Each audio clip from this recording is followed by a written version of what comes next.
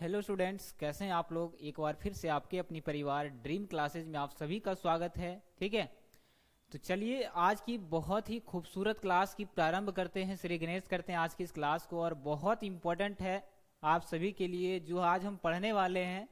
12th के विद्यार्थियों के लिए बहुत ज़्यादा इम्पोर्टेंट है ये चैप्टर, और इस चैप्टर का नाम है अर्धनारीश्वर। ठीक है, आप सभी को पता है कि अर्धनारीश्वर जो चैप्टर है, ठीक है, ये रामधारी सिंह दिनकर जी के द्वारा लिखा गया। आप सभी को पता है यहाँ तक।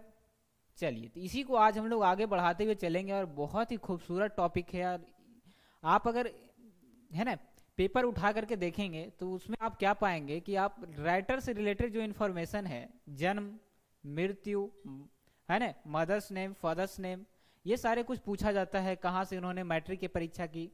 तो इस कारण से इन सभी चीज़ों को लेकर के कुल मिलाकर हम कह सकते हैं कि राइटर के बारे में जानना हमारे लिए जरूरी है, क्योंकि राइटर का इन्फॉर्मेशन से सबसे ज्यादा पूछा जाता है। तो आज हम उसी को आगे बढ़ाएंगे, और आज हम रामधारी सिंह दिनकर जी का जो है परिचय बताएंगे आप सभी को।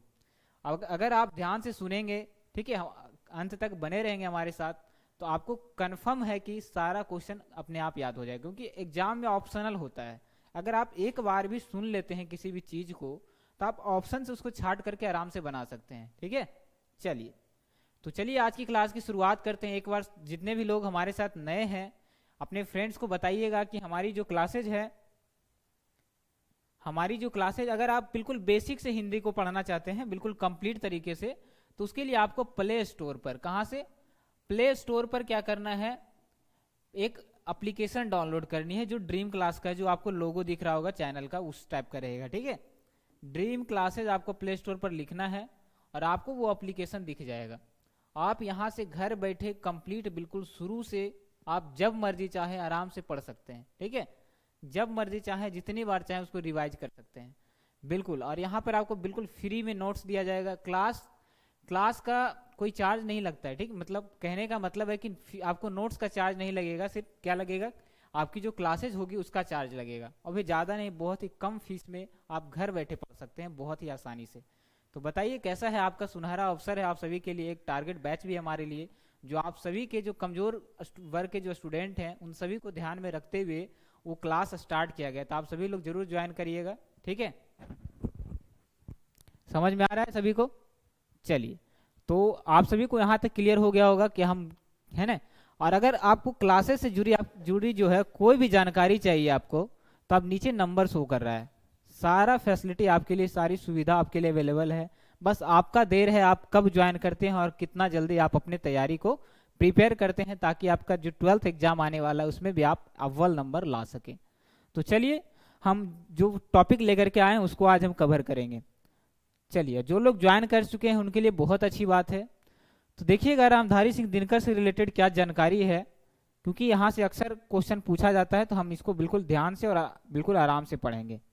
रामधारी सिंह दिनकर एक बहुत बड़े राइटर हैं, बहुत बड़े कवि हैं अपने आप में। ठीक है, और बहुत ही महान कृतियां इन्होंने हासिल की है। तो कहने का मतलब एक महापुरुष से कम नहीं है। ठीक है, तो चलिए इन्हीं के बारे में सबसे पहले इनका जन्म देख लेते हैं कि रामधारी सिंह दिनकर का जो है जन्म कब हुआ था। काफी बच्चे इसमें से ऐसे भी होंगे जो पढ़ चुके होंगे, तो उनका रिवाइज हो जाएगा। जो लोग नए हैं कुछ नया सीखेंगे। ठीक है, चलिए, तो 23 सितंबर 1908 ईस्वी को रामधारी सिंह दिनकर का जन्म होता है। 23 सितंबर 1908 में रामधारी सिंह दिनकर का जन्म होता है। ठीक है, याद रखिएगा। और इनकी मृत्यु की बात करें तो बस एक बढ़ा दीजिए। ठीक है, यानी कि एक बढ़ा दीजिए, तो 24 अप्रैल 1974 को क्या होता है, इनकी मृत्यु होती है। तो याद रखिएगा, रामधारी सिंह दिनकर का यदि जन्म का बात करें तो 1908 में जन्म होता है, और 1974 में क्या होता है, इनका मृत्यु हो जाता है। ठीक है, 1908 से 1974 तक इनका संपूर्ण जीवन काल होता है। ठीक है, इस क्वेश्चन को पूछा जाता है कि रामधारी सिंह दिनकर का जन्म कब हुआ था, तो 1908 में। मृत्यु कब हुई थी, 1974 में। ठीक है, रामधारी सिंह दिनकर का। अब देखिए इनका जन्म स्थान कहाँ था, तो बिहार का जो बेगूसराय जिला है वहां का एक गांव है, एक जगह है सिमरिया। ठीक है, वहां पर इनका जन्म हुआ था। ठीक है, इस महापुरुष का जो रामधारी सिंह दिनकर है, यहाँ पर इनका पिक भी लगाया हुआ है, तो आप देख सकते हैं, भली भांति इनको जानते होंगे, बहुत ही फेमस राइटर हैं।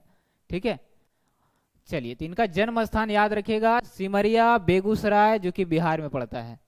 सिमरिया बेगूसराय जो कि बिहार में पड़ता है। 1908 में जन्म होता है, 1974 में मृत्यु होता है। बार बार रिपीट कर रहे हैं ताकि आपको याद हो सके, क्योंकि मोस्ट इंपॉर्टेंट क्वेश्चन है ये तीनों। 3 पॉइंट हमेशा पूछा जाता है। माता का नाम था मनरूप देवी। रामधारी सिंह दिनकर की माता का क्या नाम था? मनरूप देवी। आप सभी लोग याद रखेंगे, रामधारी सिंह दिनकर की जो माता थी उनका नाम क्या था? माता का नाम था मनरूप देवी। मनरूप, बहुत खूबसूरत नाम है, ठीक है। इनकी माता का नाम था मनरूप देवी और पिता का नाम था रवि सिंह। पिता का नाम क्या था? रवि सिंह। क्या था? रवि सिंह।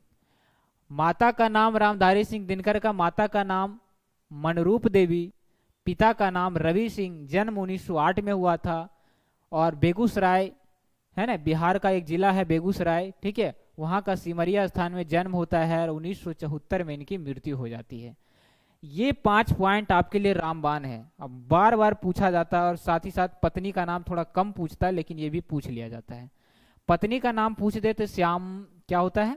श्यामवती देवी। याद रखेंगे आप लोग, पत्नी का नाम क्या है? श्यामवती देवी। श्यामवती देवी, आप सभी लोग याद रखेंगे, श्यामवती देवी पत्नी का नाम। माता का नाम मनरूप, पिता का नाम रवि सिंह, पत्नी का नाम श्यामवती देवी। क्लियर यहाँ तक? 8 में जन्म हुआ था, 74 में मृत्यु, बेगूसराय सिमरिया में जन्म हुआ था। अब इनकी शिक्षा की बात कर लेते हैं। इनकी जो शिक्षा है बचपन से किस तरीके से चली है, कहाँ इन्होंने कौन सी डिग्रियां हासिल की है, पूछा जाता है ऑब्जेक्टिव के रूप में, तो इसलिए हमारे लिए पढ़ना जरूरी है।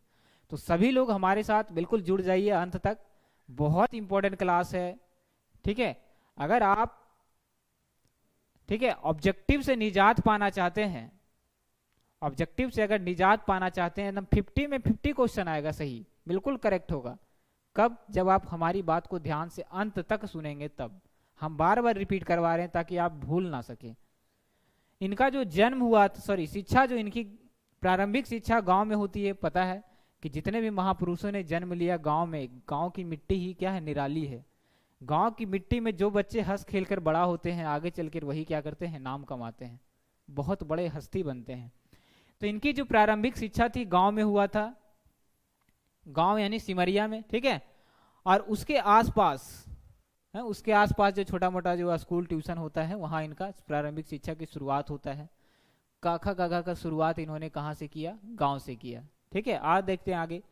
1908 ईस्वी की बात, सॉरी 1928 की बात करें, जन्म 1908 में हुआ था और 1928 की अगर बात करें तो मोकामा घाट रेलवे हाई स्कूल से मैट्रिक की परीक्षा पास की।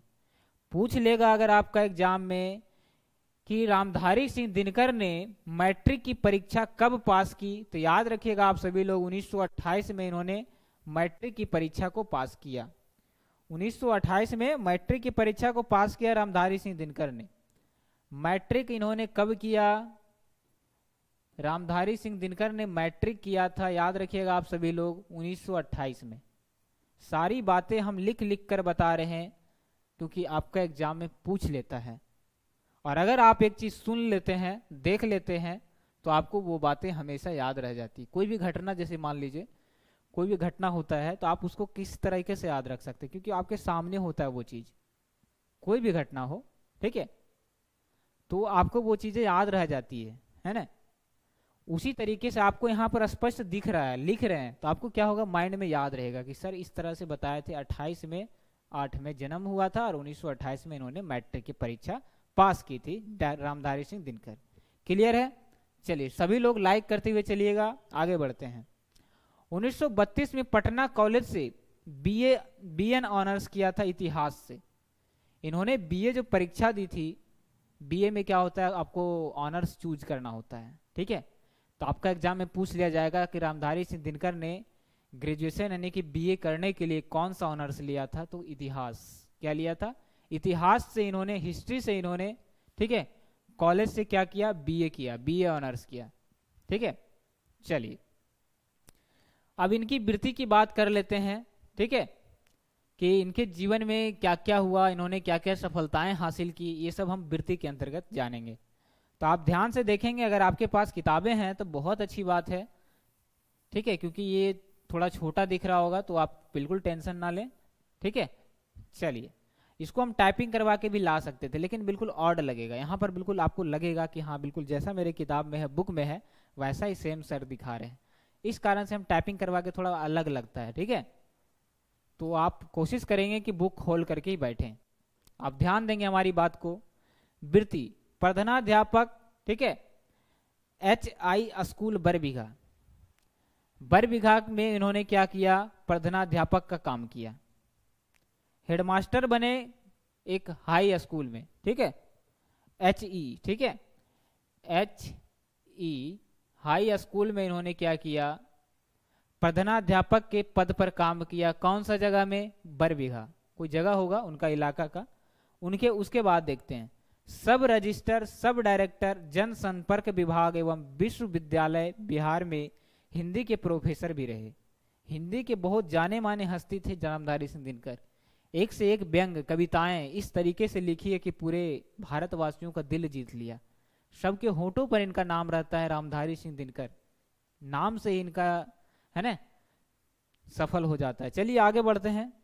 ये सब इंपॉर्टेंट नहीं है, सिर्फ इतना याद रखिएगा कि मैट्रिक की परीक्षा 1928 में इन्होंने पास किया था। ठीक है, और प्रारंभिक शिक्षा गांव की शुरुआत हुई। आगे देखिए पढ़ते हैं। प्रोफेसर भागलपुर विश्वविद्यालय में कुलाधिपति एवं हिंदी सलाहकार भी नियुक्त किए गए। ठीक है, प्रोफेसर भी रहे, सब डायरेक्टर भी बने। ठीक है, समझ रहे हैं, इन्होंने बहुत अच्छी अच्छी है ना मुकाम हासिल किया है, तो हम इनके बारे में जानेंगे। आगे देखते हैं, इनकी वृत्ति को ही आगे बढ़ाएंगे, देखिएगा। चलिए स्पष्ट तरीके से दिख रहा है, बिल्कुल। अब देखिए क्या हुआ कि भागलपुर विश्वविद्यालय में उप कुलपति के रूप में नियुक्त किए गए। हिंदी सलाहकार के रूप में भी इन्होंने कार्य किया। हिंदी के एडवाइजर के रूप में भी इन्होंने बहुत अच्छे अच्छे कार्य किए। कुल मिलाकर के इन्होंने बहुत ज़्यादा सफलता हासिल किया अपने लाइफ को है ना पाने के लिए। सब कुछ जानेंगे इसमें कि इन्होंने बचपन में किस तरीके से अपने स्टेप बाय स्टेप इन्होंने आगे बढ़ा, है ना, कौन कौन सी इनको अड़चन आया। क्योंकि हर किसी के लाइफ में क्या होता है, दिक्कतें आती है। हर किसी का लाइफ में क्या होता है, दिक्कतें आती है। लेकिन असली खिलाड़ी वही है जो रेड सिग्नल को भी ग्रीन सिग्नल में बदल दे। समझ में आ रहा है? रेड सिग्नल कहने का मतलब हमारी दिक्कत तो आएंगी, लेकिन अगर हम उस दिक्कत को अपना रास्ता का मार्ग बना लें और उस पर आगे चलें तो हमारी लाइफ क्या हो जाएगी, ऑटोमेटिकली सक्सेस की रास्ता पर चलने लगेगी। अब देखिए आगे देखते हैं साहित्यिक अभिरुचि। इन्होंने लिखने पढ़ने में इनको कहाँ तक रुचि था, तो 1925 में छात्र सहोदर मतलब क्या होता है, भाई। ठीक है, सहोदर मतलब भाई। इनके 1925 में छात्र सहोदर में पहली कविता प्रकाशित की गई। कहाँ इनकी पहली कविता प्रकाशित हुई, कहाँ, तो छात्र सहोदर में। ठीक है, कोई इंस्टीट्यूट होगा वहां का। ठीक है, 1925 में छात्र सहोदर में इनका पहली कविता प्रकाशित हुई। कब प्रकाशित हुई? 1928 में पहली बार मैट्रिक किया था। 1908 में जन्म, 74 में मृत्यु। बक्सर में सिमरिया बेगूसराय में इनका जन्म हुआ था। माता का नाम कुलमती, ठीक है, श्यामावती पत्नी का नाम, पिता का नाम रवि सिंह। सबसे पहले इनकी पत्रिका जो प्रकाशित हुई कविता की 1925 में हुई। यहाँ तक आप याद रखेंगे। कहाँ कहाँ प्रकाशित हुआ? तो पटना में, बेगूसराय में, ठीक है, कन्नौज में। अनेक रचनाएं उन्होंने 21 वर्ष की अवस्था में अपनी पहली कविता पुस्तक है ना प्रणभंग प्रकाशित की। इनकी 21 वर्ष की आयु में हम लोग तो कॉलेज में दिस दैट करते रहते हैं ना। अब इन्होंने 21 वर्ष की आयु में क्या किया, एक कविता प्रस्तुत किया। उस कविता का नाम था प्रणभंग। देख लेते हैं यहाँ पर क्या है, प्रणभंग याद रखिएगा आप सभी लोग, प्रणभंग। ठीक है, एक कविता प्रकाशित किया 1921 वर्ष की अवस्था में, जिसका नाम था प्रणभंग। इन सारी बातों को आप याद रखेंगे। ठीक है, आपका एग्जाम में पूछ लिया जाएगा कि इनकी पहली कविता जो है कब प्रकाशित हुई, कितने वर्ष की अवस्था में, 21 वर्ष की अवस्था में, और कविता का नाम था प्रणभंग। अब इनकी प्रमुख कृतियां के बारे में भी जान लेते हैं। ठीक है, कृतियां इनकी कौन कौन सी कृतियां हैं? तो प्रमुख काव्य कृतियां इनका क्या है, प्रणभंग, जो कि 1929 में प्रकाशित हुआ। पहली कविता 1925 में पहली कृतियां जो प्रकाशित हुई 1929 में, जिसका नाम था प्रणभंग। रेणुका इन्हीं के द्वारा लिखा गया 1935 में 1935 में प्रकाशित हुआ। उसी तरह से हुकार, उर्वशी। आपको इतना सारा नहीं याद रखना है, आपको देखिए याद क्या क्या रखना है बता देते हैं आपको सिंपली कि कौन कौन एग्जाम में पूछा जाता है, क्योंकि इतना सारा ईस्वी याद रखना हर किसी के बस की बात नहीं है, क्योंकि हमको बहुत सारा टॉपिक पढ़ना होता है।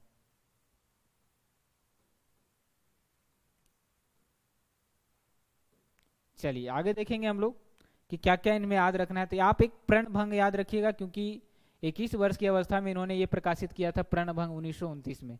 दूसरा आपको क्या याद रखना है, ठीक है, रसवंती याद रखना 1940 में प्रकाशित हुआ। फिर उर्वशी जो कि बहुत चर्चित पुस्तकें हैं 1931 में प्रकाशित हुआ था, ठीक है। चलिए रश्मि रथी 1952 में, बहुत ही सब इंपॉर्टेंट है। कुरुक्षेत्र 1946 में, 1952 में रश्मि रथी है ना। अब आपको ज्यादा कुछ याद नहीं रखना है, ठीक है। बाकी अगर आप चाहें तो सारा याद कर सकते हैं, लेकिन हमने सिर्फ 4-5 ही आपको हाईलाइट करवाया है।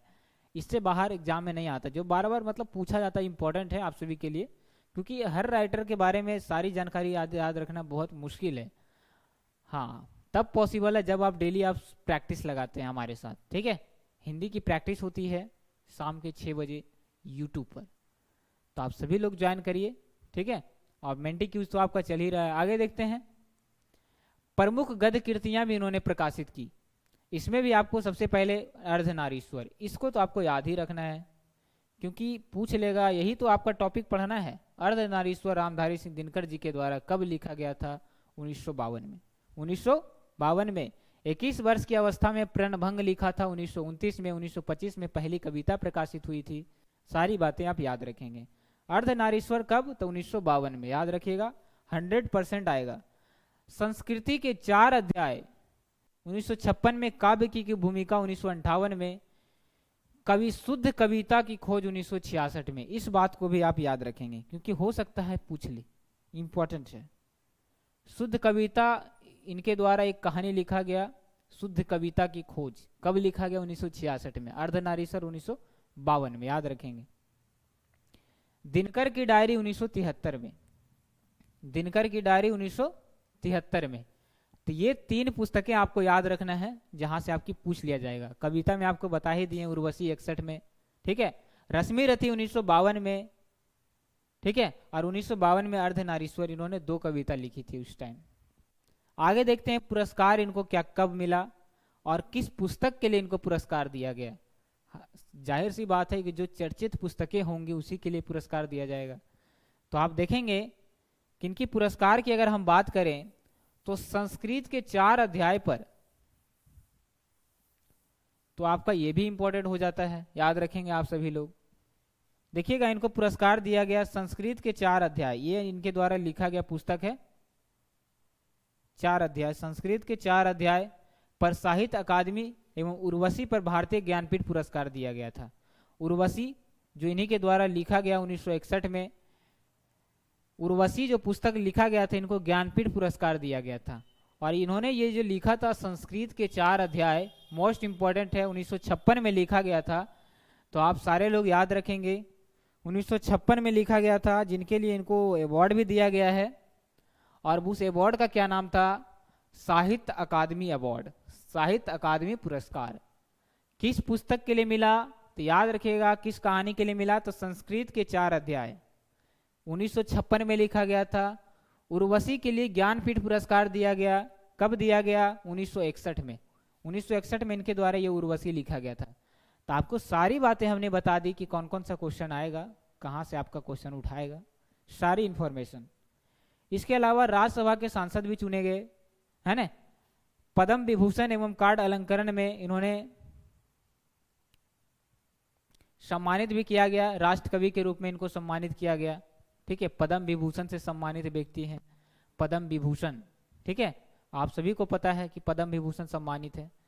तो कुल मिलाकर के आज का ये पूरा लेसन था, ये जो रिलेटेड इनसे संबंधित जो जानकारियां थी, तो आप सभी लोग समझ में आ गया, आप सभी को क्लियर है आप सभी लोग। चलिए, अब ये इतना जानकारी इनके बारे में आप याद रखिए। आगे हम लोग पढ़ेंगे इनसे रिलेटेड जो अर्धनारीश्वर जो पार्ट है उनसे रिलेटेड हम जानकारी को पढ़ेंगे। बहुत इंपॉर्टेंट है, आप सभी लोग जरूर आइएगा। अर्धनारीश्वर हम लोग बहुत, है ना, बहुत अलग तरीके से पढ़ेंगे, आप बिल्कुल हंसते हंसते पढ़ेंगे, है ना, कॉमेडी के साथ, ताकि आप लोग बोर ना हो और आपको इंटरेस्ट लगे। जो चीज़ हम दिल जान से पढ़ते हैं, दिल लगा करके पढ़ते हैं, वो हमारी माइंड में सेट हो जाता है। तो मिलते हैं अगले क्लास में, ठीक है। चलिए, सारा इन्फॉर्मेशन आपको बता दिया गया, एक बार रिवाइज करवा देते हैं आपको। रवि सिंह इनके पिता का नाम था। जन्म 1908 में, मृत्यु 1974 में हुआ था। पत्नी का नाम श्यामवती, ठीक है। रूपवती नाम था माता का नाम, ठीक है। 1921 वर्ष की अवस्था में इन्होंने प्रणभंग लिखा था, ठीक है, जो कि 1929 में प्रकाशित हुआ। उर्वशी 1961 में प्रकाशित हुआ था। अर्धनारीश्वर 1952 में प्रकाशित हुआ था, ठीक है। इन सारी बातों को आप याद रखेंगे। और है ना, 25 वर्ष की अवस्था में इनकी पहली कविता प्रकाशित हुई थी। उर्वशी के लिए ज्ञानपीठ पुरस्कार दिया गया। संस्कृत के 4 अध्याय के लिए भी इनको अवार्ड से सम्मानित किया गया। तो इन सारी बातों को आप याद रखेंगे, इनसे बाहर क्वेश्चन नहीं आएगा। और जो भी थोड़ा बहुत जानकारी है, अभी थोड़ा सा टेक्निकल इशू के कारण अचानक बंद हो गया, कुछ कुछ पॉइंट और थोड़ा बाकी था, तो हम अगले क्लास में बहुत अच्छे से कवर कर लेंगे, ठीक है। मिलते हैं अगले क्लास में, टेक केयर। आप सभी लोग जरूर बने रहिएगा हमारे साथ, अगर आपको टॉप करना है तो। चलिए, मिलते हैं अगले क्लास में, टेक केयर।